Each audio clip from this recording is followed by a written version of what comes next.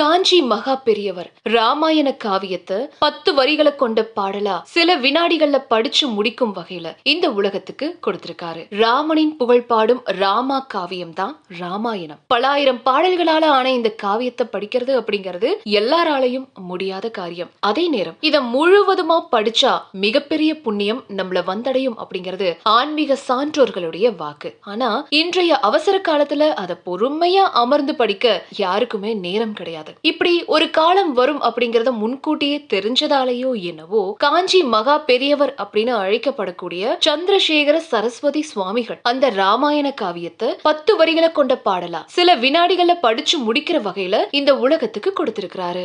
இதோ அந்த பாடல். ஸ்ரீராமம் ரகுகுல திலகம் சிவதனு சாக்ரிகத சீதா ஹஸ்தகரம் அங்குல்யாபரண சோபிதம் சூடாமணி தர்சனகரம் ஆஞ்சநேய மாஸ்ரயம் வைதேகி மனோகரம் வானர சைன்ய சேவிதம் சர்வ மங்கள காரியானுகூலம் சததம் ஸ்ரீ ராமச்சந்திர பாளையமா ஸ்ரீராம் ஜெயராம் ஜெய் ஸ்ரீராம். இந்த பாட்டை தினமும் எத்தனை தடவை வேணும்னாலும் பாராயணம் செய்யலாம். ஒவ்வொரு தடவை இந்த பாட்டை வாசிக்கும் போதும் ஒரு தடவை ராமாயணத்தை முழுசா வாசிச்சு முடிச்சு பெரும் புண்ணியம் நமக்கு கிடைக்க பெறும் அப்படின்னு சந்திரசேகர சரஸ்வதி சுவாமிகள் சொல்லியிருக்காரு.